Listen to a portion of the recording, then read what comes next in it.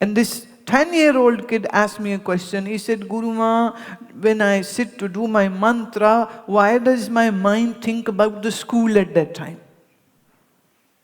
10 साल का बच्चा सवाल कर रहा है कि मेरा मन क्यों नहीं मंत्र में लगता, मैं स्कूल के बारे में क्यों सोचता रहता हूँ।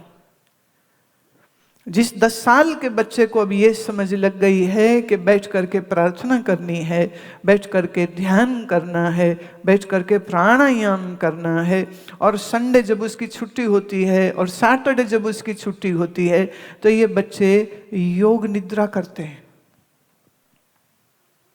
कनाडा में रहते हैं, टोरंटो में हैं, बच्चे वैंकूवर में हैं, and they are all doing this, they are following all these practices, and they are doing wonderful in their studies, and parents have no complaints. And I have some children who were fighting with me that we were waiting that once we will be 12 years then we can join the youth camp, and now you have changed the age to 14. I said, but I had to. He said, then now I'll have to wait for next more 2 years. मैं कैसे आऊँगा शिविर में? मेरे को आपने 2 साल और लेट कर दिया बैठे बैठाए। मैं बड़ी मुश्किल से तो गिन रहा था कि 8 से शुरू हुआ था और अब 12 पे आया हूँ, अब आपने 2 साल और मेरा डिले कर दिया है। मैंने कहा कोई नहीं, हम कुछ एक ऐसा भी प्रोग्राम रखेंगे बच्चों के लिए जिसमें 10 से 14 साल की उम्र के बच्चों का कुछ हम प्रोग्राम जरूर बनाएंगे। But now for those children who have become an adult, what to do about them? My mothers, now only you will have to pray for them, that some event or someone inspires them to change their track. That is the only thing left. We can mold their brains and minds when they are younger. Once they have this independent thinking, then you cannot do anything for them other than praying.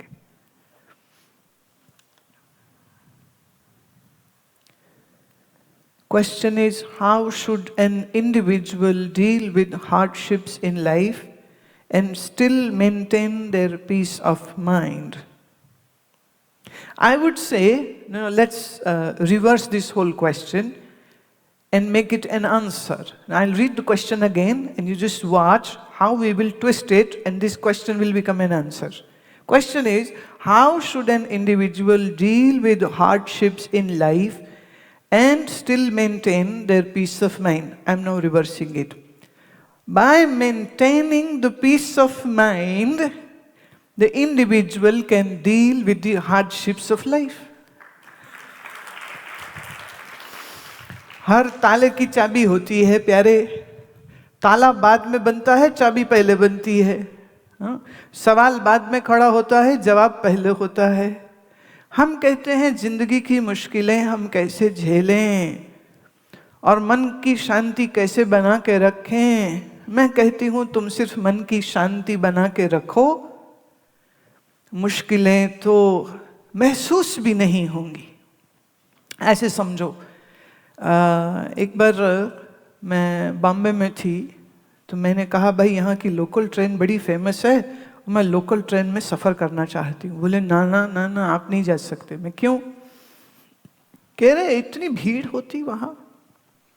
कह रहे वहाँ तो train में जब चढ़ना हो तो हम लोग स्टेशन पे जैसे प्लेटफॉर्म पे पहुँचे तो जिस दिशा में ट्रेन आनी है बस उस दिशा में मुँह कर लेते हैं। धक्का आया, भीड़, और ये ट्रेन के अंदर। और जब ट्रेन से उतरना हो तो हम ट्रेन के दरवाजे की तरफ मुंह करते हैं, बस यूं घूमते हैं ऐसे, बाकी तो हम सैंडविच हैं पूरा। और फिर जैसे गेट खुला, जितने लोग बाहर निकलेंगे हम उनके साथ बाहर। मैं ये तो बड़ा आसान काम हो गया, खाली मुंह ही तो फेरना है। ये जो धक्के हैं ये आपकी मंजिल तक पहुंचाने के लिए एक साधन हो गया। What a great thing.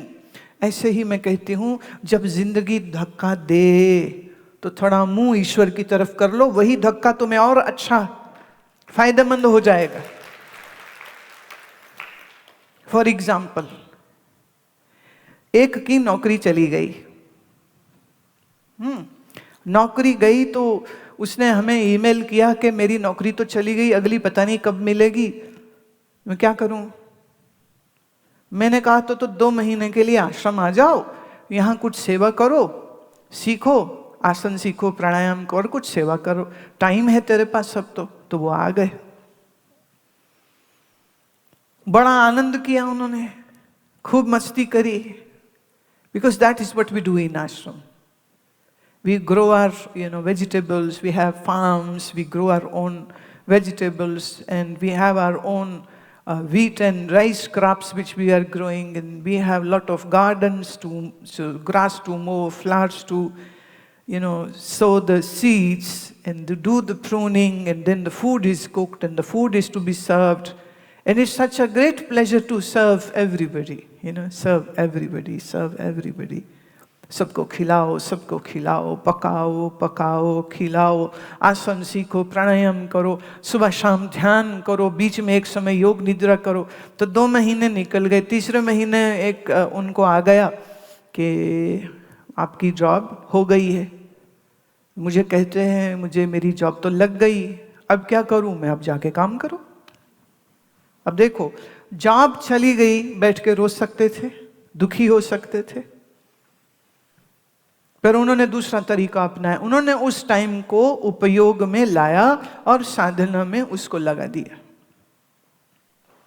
एक बार मेलबर्न से ऐसे मुझे चिट्ठी आई कि मैं क्या करूं, मेरी तो जॉब भी चली गई और बड़ी तकलीफ में हूं, मैं खाऊंगा कैसे। मैंने कहा भाई मेलबर्न में गुरुद्वारे तो बहुत सारे हैं, तो आप एक काम करो, सारा दिन गुरुद्वारे में जाके सेवा करो, कीर्तन चले तो कीर्तन सुनो, पाठ हो तो पाठ सुनो, बर्तन मांजो, पोछे करो, झाड़ू लगाओ, गुरु की सेवा करो, संगत की सेवा करो, जाओ। खाने की कोई दिक्कत तो है नहीं, लंगर मिल जाएगा, और सेवा अच्छे से करेगा तो कोई ना कोई देखेगा और उसको लगेगा कि भाई ये बड़े प्यार से कर रहा है, तो तुम्हारे लिए और भी अच्छा हो जाएगा, अच्छे लोगों से दोस्ती हो जाएगी, तो जाओ गुरुद्वारे में जाओ। वो जाने लग गए। 1.5 महीने बाद उनकी मेल आई कि जी मेरे को तो जॉब वापस मिल गई और पहले से ज़्यादा अच्छी मिल गई है। मैं इसको कहते बाबे की फुल कृपा, इंजॉय। नहीं है, एक ने कहा घर बड़ा है, मैं मॉर्गेज नहीं कर सकूंगा, तो मैंने कहा घर निकाल दो, बैंक को वापस दे दो, छोटे फ्लैट में चले जाओ, क्या दिक्कत है। इज्जत मीज में मत लाओ। बोले कार भी नहीं रख सकता मैं, और अच्छी बात, 11 नंबर की बस ईश्वर ने दी है, वॉकिंग और सरकारी बसें हैं, why you need a car. बोले ये तो बड़ा फायदा हो गया, नहीं तो आधे टाइम पार्किंग कहाँ। उस दिन मैं गाड़ी में थी तो उषा को फोन आ रहे थे, तो वो स्पीकर फोन में बात कर रही थी, तो सत्संग के बारे में पूछ रहे, अच्छा सत्संग कहाँ है। उन्होंने कहा नवनाथ सेंटर में है। कहाँ है? हेज में है। वहां पार्किंग है? तो हर बार इनका जवाब होता था बहुत पार्किंग है, don't worry, huge lot for the parking, don't worry. Parking. अब बस में आया है तो पार्किंग की चिंता है? कार वाले को है, बस वाले को कोई चिंता है? बस से, ट्रेन से, ट्यूब से सफर करो, बाकी ही सब पैदल चलो। सेहत भी अच्छी, टांगे भी अच्छी, मसल की एक्सरसाइज भी हो गई, पार्किंग की भी चिंता नहीं, पैसा भी कोई देना नहीं पड़ा, और बैंक को हर महीने लोन भी नहीं चुकाना पड़ा कार का। फायदा है ना कार ना हो तो।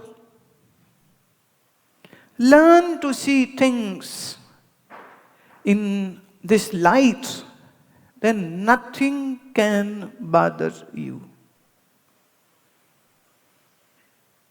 हम ना हर चीज में बड़े कंफर्टेबल हो जाते। ये अभी इंडिया से हमारे कुछ शिष्य जो हैं वो सत्संग के लिए खास आए और लंदन भी घूमने आए। हुआ यूं कि इनको सामान ही नहीं मिला।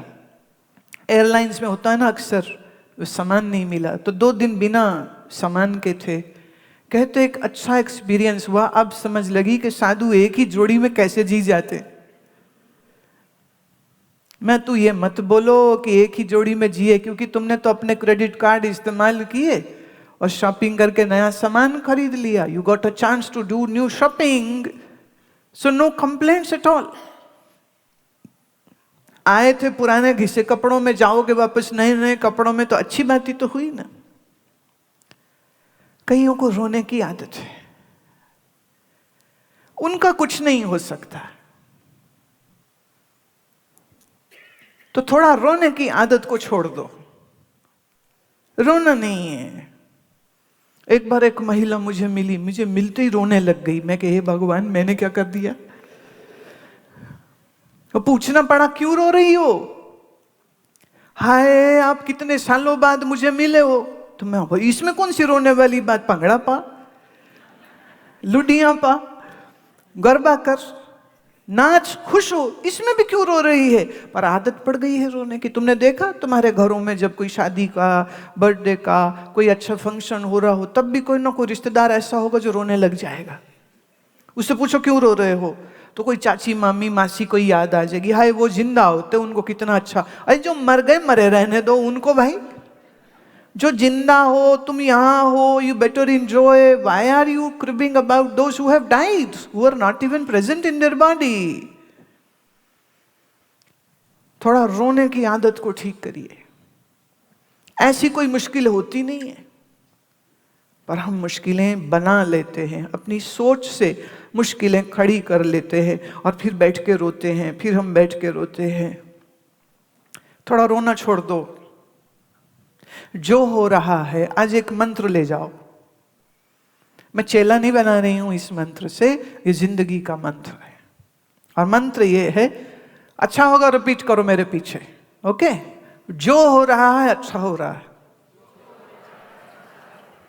हाँ, और जो होगा वो अच्छा होगा। मुश्किल नहीं है ना, ये मंत्र सबको फिट होता है। जो हो रहा है वो अच्छा हो रहा है, जो होगा वो भी अच्छा होगा। बताओ कौन सी मुश्किल, कौन सी मुश्किल बची इसमें? वाह वाह वाह, सही सही बात, सही बोले, सही बोले। अपनी साधना निरंतरता से करो, ईश्वर से प्रीति बराबर रखो। इस दुनिया में दो चीजें कभी नहीं बदलती, ईश्वर का ईश्वरपना कभी नहीं बदलता, और संसार का धोखाबाज होना कभी नहीं बदलता है। तुम्हारा शरीर तुमको धोखा दे जाता है। देखो ना, एक पंजाबी माता आई मिलने, बैठी फिर उठने को जब चाहे तो उठाना ही जाए, तो उसके मुंह से निकल गया, कहती फिटे मुंह गोडे आंधा। पंजाबी भाषा में मतलब लानत मेरे घुटनों को। अब उसके मुंह से निकल गया, फिर कहती सॉरी सॉरी सॉरी आपके सामने। मैंने कहा नहीं, गलत कुछ नहीं बोला। अब देखो, अपने ही घुटने को गाली दे रही है। उठते नहीं हैं, चलते नहीं हैं, आंखें एक समय आएगा देखती नहीं है, कान सुनता नहीं है, पेट कुछ पचाता नहीं है, दिल है कि तरसता ही रहता है। तो शरीर ने धोखा दिया कि नहीं दिया? बोलो, दे रहा है धोखा। और धोखा एक दिन ऐसा दे जाएगा कि शरीर से प्राण ही निकल जाएगा। इससे बड़ा कोई और धोखेबाज कौन हो सकता है? तो जब तुम्हारा शरीर धोखेबाज है, तो अगर कोई दोस्त, कोई पति, कोई पत्नी, कोई बच्चा, कोई रिश्तेदार, कोई कंपनी, कोई बॉस तुम्हें धोखा दे दे, तो इसमें आश्चर्य नहीं करना चाहिए, ये फितरत है उसकी। By nature, world is not trustworthy, and by nature, Lord alone is trustworthy. So please make your choices correct. You put your faith in world and then you get deceived and then you cry. And you don't put your faith in Lord and hence you cry. कहां उल्टी जगह विश्वास बना लेते हो? जहां नहीं बनाना चाहिए वहां बनाते हो, जहां बनाना चाहिए वहां बनाते नहीं हो। और अगर ठीक जगह पर तुम अपना विश्वास बनाने लग जाओगे तो सच जानना जिंदगी में कभी कोई मुश्किल आ ही नहीं सकती है, क्योंकि जब भी मुश्किल आएगी तुम कहोगे ये तो तेरी फितरत थी, यही तो तूने करना, और तूने करना क्या है। परमात्मा कभी छोड़ता नहीं, संसार कभी रखता नहीं। हमेशा के लिए कोई तुमको नहीं रखेगा। जहां शरीर से प्राण निकले पैकअप करके इंग्लैंड में तो बहुत बढ़िया है funeral home services, it's very nice concept. मतलब ये भी यकीन नहीं है कि बच्चे अच्छी फ्यूनरल सर्विस देंगे या नहीं देंगे, तो उसका भी इंतजाम खुद ही करना पड़ रहा है। उसके बाद किस मुंह से कहते हो मेरे बच्चे मुझे बड़ा प्यार करते, किस मुंह से कहते हो तुम? आंख पर अज्ञानता की पट्टियां उतार के देखिए, परमात्मा के अलावा तुम्हारा कोई अपना नहीं है, कोई अपना नहीं है। पर हमारा विश्वास और हमारा मन दुनिया से इतना जुड़ा है कि ये सच्चाई हम देखना ही नहीं चाहते। ये एक भजन आप श्रवण करो।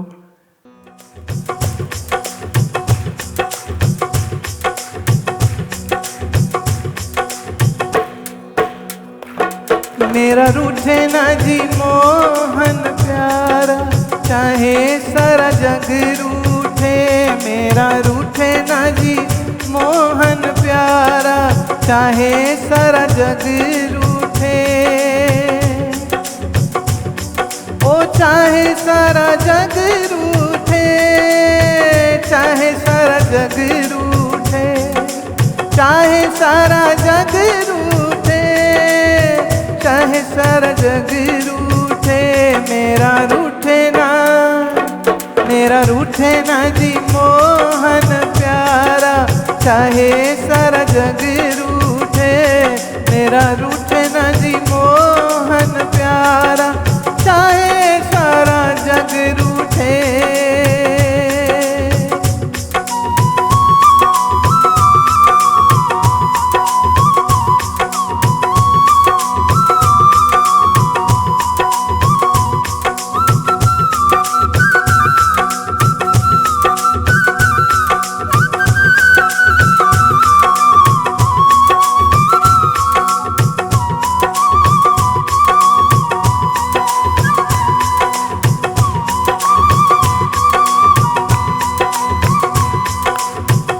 मैं तेरी हूँ तू है मेरा, मैं तेरी हूँ तू है मेरा। हो जाए तुझसे प्रेम घनेरा, हो जाए तुझसे प्रेम घनेरा। तेरे बिना सब जग है अंधेरा, चाहे सारा जग रूठे। तेरे बिना सब जग है अंधेरा, चाहे सारा जग रूठे। मेरा रूठे ना, मेरा रूठे ना जी मोहन प्यारा, चाहे सारा जग रूठे। मेरा रूठे ना जी मोहन प्यारा, चाहे सारा जग रूठे।